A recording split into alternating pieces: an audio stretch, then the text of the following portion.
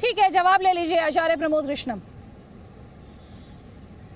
आदित्य जी, संगीत रागी जी शायद भूल गए, उन्होंने एक बात बहुत इंपॉर्टेंट कही कि साहब ये सब दंगे आपके राज में हुए, लेकिन मैं पूछना चाहता हूँ ये गोधरा जब हुआ था, जहाँ संतों का तमाम कार सेवकों की जो ट्रेन को आग लगाई गई थी, सरकार तो आपकी थी, क्यों हुआ गोधरा कांड? और उसके बाद जब गुजरात का दंगा हुआ, बीजेपी की सरकार थी। आप अपने आप को क्लीन चिट देने वाले कौन है? आखिर क्यों हुआ दंगा? पाले हुए थे, उन्होंने दंगा किया, उसके बाद दंगा क्यों नहीं कर रहे हैं? ये देखिए ना, 2002 के बाद दंगे नहीं हुए, ये इम्पोर्टेंट बात है, नहीं कर रहे हैं। ये देखिए ना, 2002 के बाद दंगे नहीं हुए, ये इम्पोर्टेंट बात है। मेरी बात, मेरा दंगों की मैंने जो जवाब देना था दे दिया। आपने अभी कहा संगीत रागी जी, उनका जवाब पूरा हो जाने दीजिए। संगीत रागी जी, उनका जवाब पूरा हो जाने दीजिए। 20 सेकंड से Acharya Pramod Krishnam. Okay, thank you Aditya ji. हाँ, thank you Aditya ji. Aditya ji, interesting point आपकी डिबेट का क्या है कि बीजेपी कांग्रेस को जिम्मेदार ठहरा रही है इस देश की बर्बादी के लिए, इस देश में कम्युनल फीलिंग के लिए, इस देश में कम्युनल राइट्स के लिए बीजेपी कांग्रेस पार्टी को जिम्मेदार ठहरा रही है। जिस बात को बीजेपी कह रही है उसी बात को असदुद्दीन ओवैसी साहब की पार्टी कह रही है, उसी बात को संघ विचारक हमारे परम विद्वान संगीत रागी जी कह रहे हैं। तो कांग्रेस पे हमले पे हमले, हमले पे हमले। अरे भाई, कांग्रेस पार्टी इस देश की वो पार्टी है जिसने देश की आजादी में बड़ी महत्वपूर्ण भूमिका निभाई।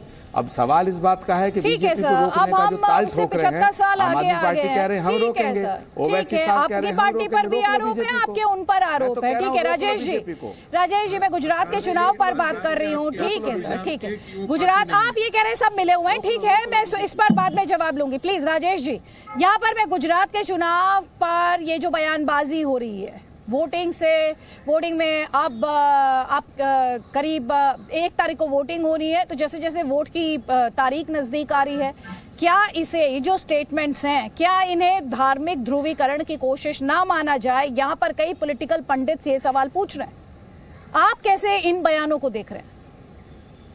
बिल्कुल, 2002 से 2022 आते आते जो 2002 के जख्म थे, जो हिंदुओं पर भी थे और मुसलमान पर भी थे, वो धीरे धीरे भरने लगे। लेकिन जैसे ही चुनाव आते हैं, गुजरात की राजनीति को जो लोग समझते हैं, वो सारे लोग को ये पता है कि गुजरात की राजनीति है वो इस मुद्दे पर जो ध्रुवीकरण होता है बहुत आसानी से होता है। और अमित शाह ने जो बयान दिया है उसमें आधा सच है कि 2002 के बाद दंगे नहीं हुए। ये अगर बात खाली कही होती कि गुजरात में भारतीय जनता पार्टी के शासन आने के बाद कहीं पर दंगे नहीं हुए, तो बिल्कुल सच्चाई है। लेकिन उन्होंने 2002 को कोट करते हुए एक हार्ड वर्ड जो है यूज किया कि हमने सबक सिखाया इसलिए ये दंगे जो है नहीं हुए। और उसकी प्रतिक्रिया जो है वो ना कांग्रेस से आई, यहाँ के लोकल नेताओं से, ना दूसरे किसी दल से आई। लेकिन कल रात ही एक डिबेट में मैंने कहा था कि इसकी जो प्रतिक्रिया है वो ओवैसी साहब के वहां से 101% आएगी और बहुत तेजाबी तरीके से आएगी। जो लोग 14 सीट पर चुनाव लड़ रहे हैं पूरे गुजरात में, और वो लोग ये बात बताने की कोशिश कर रहे हैं कि मुसलमानों के रहनुमा जो है और भारतीय जनता पार्टी की ये ध्रुवीकरण की राजनीति है, उसको काउंटर करने के लिए हम गुजरात में आए हैं। जब तक 14 सीटों में 12 सीटों पर उनके मुस्लिम कैंडिडेट्स है, तो यहाँ से जब बयान आएंगे तो बात हुई जो यहाँ पर एक्शन और रिएक्शन की। जब एक्शन का रिएक्शन होगा तो यहाँ के जो बेसिक मुद्दे हैं, जो डेवलपमेंट की बात है, शिक्षा की बात है, रोजगार की बात है, आरोग्य की बात है, वो सारी बातों जो है उसकी बहस जो है वो स्वाभाविक तौर पर इन्हीं विषयों पर चली जाएगी। तो अभी जो चुनावी माहौल है वो राजनीतिक पार्टियों में तो हम देख रहे हैं, चुनावी सभाओं में हम देख रहे हैं, टीवी डिबेट्स में हम देख रहे हैं, लेकिन जनता जो है अभी तक ये चुनाव है उससे जुड़ी नहीं है। तो कहीं ना कहीं जनता को इस चुनावी गर्मी के साथ जोड़ने के लिए भी इस प्रकार के बयान और इस बयान के जो निषेध करने वाले बयान है वो आने की संभावना हम देख रहे थे। और पिछले 3 दिन से इसी चीज पर जल्दी से एक जवाब शलामणि जी, यहाँ पर सवाल ये उठता है, ठीक है सर, मैं आगे आपको मंच दूंगी। यहाँ पर सवाल ये भी उठता है कि इसे धार्मिक ध्रुवीकरण की कोशिश ना माना जाए। 2002 के गुजरात दंगे, उनका सबक, देखिए आप सब का पलटवार। आप सभी तमाम विद्वान लोग क्या दंगाइयों को किसी धर्म से जुड़ा मानते हैं? क्या आतंकवादियों को किसी धर्म से जुड़ा मानते हैं? किसी अपराधी को किसी धर्म से जुड़ा मानते हैं? तमाम सारे विद्वान तो यही कहते हैं कि नहीं, धर्म को, आप दंगाइयों को किसी धर्म से जोड़ कर मत देखिए। आतंकवादियों की कोई धर्म नहीं होती, कोई जात नहीं होती, अपराधियों का कोई जाति और धर्म नहीं होता। तो अगर गृह मंत्री जी ये बात कह रहे हैं कि हमने सबक सिखाया है, तो ये अब्दुल मन्नान साहब को और इनके जो आका हैं ओवैसी साहब, उनको मिर्ची क्यों लग रही है? सबक सिखाया और सबक सिखाएंगे। 27 सालों में ये हैसियत तो नहीं होगी गुजरात के भीतर आकर दोबारा से कोई इस तरह की हरकत कर सके। और ये कांग्रेस पार्टी के हमारे आचार्य जी बैठे हैं, मैं बड़ा इनका सम्मान करता हूँ। जरा मोहम्मद सूरती कौन थे जरा पता कर लीजिएगा, और मोहम्मद सूरती के बारे में अगर आपके अंदर नैतिक साहस है तो जरा पता कर जाइएगा। इसी सूरत के भीतर यहाँ पर ब्लास्ट हुआ था और जिसमें 40 से ज्यादा लोग जख्मी हुए थे, एक मासूम बच्ची की जान चली गई थी। कौन था उस हमले के पीछे? मोहम्मद सूरती, जिनको आपने मंत्री बनाया, वो जेल गए पाकिस्तान से और कहां से आरडीएक्स मंगाते थे। तो आप क्या चाहते हैं? गुजरात को दोबारा से उसी अंधेरे में आप धकेलना चाहते हैं? आप क्या गुजरात को दंगों का प्रदेश बनाना चाहते हैं?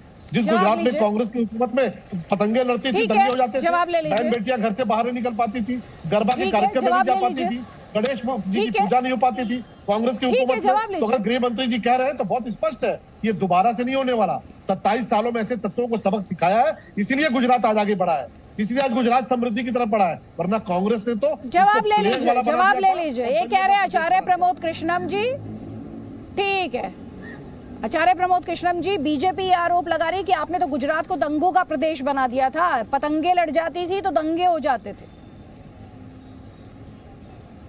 अदिति जी, पहली बात तो ये, देश की आज़ादी के बाद से जब से गुजरात बना, गुजरात में चुनाव शुरू हुआ, तो कम से कम 30 सालों तक लगातार कांग्रेस की सरकार गुजरात की जनता के द्वारा बनी और गुजरात का जो विकास हुआ वो कांग्रेस की सरकार के द्वारा हुआ।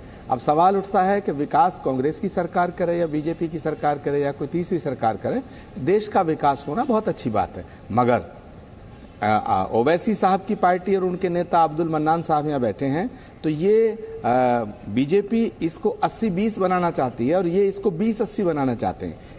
बीजेपी फर्क इतना है, बीजेपी कहती है ये 80-20 की लड़ाई है और मन्नान साहब और ओवैसी साहब कहते हैं ये 20-80 की लड़ाई है। तो भाई बीजेपी को रोकना है तो हम ये नहीं कहते कि आप चुनाव ना लड़ें, हम ये भी नहीं कहते कि आप मिले हुए हैं, हम बिल्कुल ये नहीं कहते कि ओवैसी साहब और बीजेपी मिले हुए हैं, लेकिन ओवैसी साहब की इन बयानों से, इन बयानबाजियों से फायदा बीजेपी को होता है और ये आपके शो में दिख रहा है। एक राजेश ठाकर जी को छोड़ करके संदीप रागी जी का हमला, आचार्य प्रमोद जवाब लीजिए डॉक्टर अब्दुल मन्नान, ठीक है, आचार्य प्रमोद कृष्णम जी प्लीज सर एक जवाब लेने दीजिए, जवाब लेने दीजिए, प्लीज जवाब लेने दीजिए, एक सेकंड जवाब लेने दीजिए मुझे।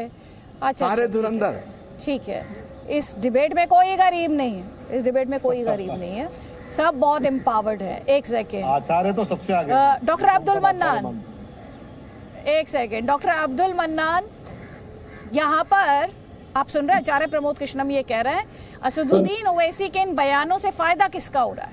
आज ये सवाल उठना चाहिए। वो कह रहे हैं सीधे तौर पर फायदा तो वो बीजेपी को करा रहे हैं। बीजेपी कहती है ये 80 बनाम 20 है, असदुद्दीन ओवैसी कहते हैं कि 20 बनाम 80 है। ध्रुवीकरण आप दोनों करते हैं, ये आपके ओपोनेंट्स कह रहे हैं। जवाब देखिए, अभी शलभ मणि त्रिपाठी जी कह रहे थे कि हम अब आइंदा सबक सिखाएंगे और सबक हमने सिखाया। तो सबक सिखाते वक्त आप ये भी नहीं बोलते हैं होम मिनिस्टर साहब कि पहला होम मिनिस्टर है हिंदुस्तान का जो तड़ीपार रहा। तो सबक आपको भी सीखना चाहिए कि आप तड़ीपार रह चुके हो गुजरात के 2002 के दंगों में। ये आपके रिश्तेदार कांग्रेस की सरकार थी, ये भी बता दीजिए कि आपके रिश्तेदार कांग्रेस की सरकार थी, उन्होंने ही किया था और आपको खुश करने के लिए किया था, ये भी तो बताइए। पहले आप सुनी तो मेरी बात।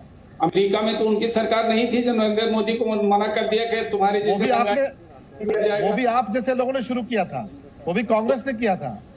मेरी बात तो सुनिए आप एक तरफ इन्हें रिश्तेदार बता रहे, दूसरी तरफ ये रिश्तेदारों पे हमला कर रहे हैं। और आप तो रिश्तेदार ही कैसी बात करते हो? भला रिश्तेदार होते तो हमला करते ये रिश्तेदारों पे? यही तो रिश्तेदारी का खेल है, कोई रिश्तेदारों पे हमला करता है। बात करते हो तो सबक आपने भी सीखा कि आपको पूरी दुनिया में वीजा नहीं दिया जा रहा था, अमेरिका में आपको वीजा नहीं दिया जाता, आप तड़ीपार हुए थे, आपको भी सबक मिलना चाहिए। और जहां तक हमारे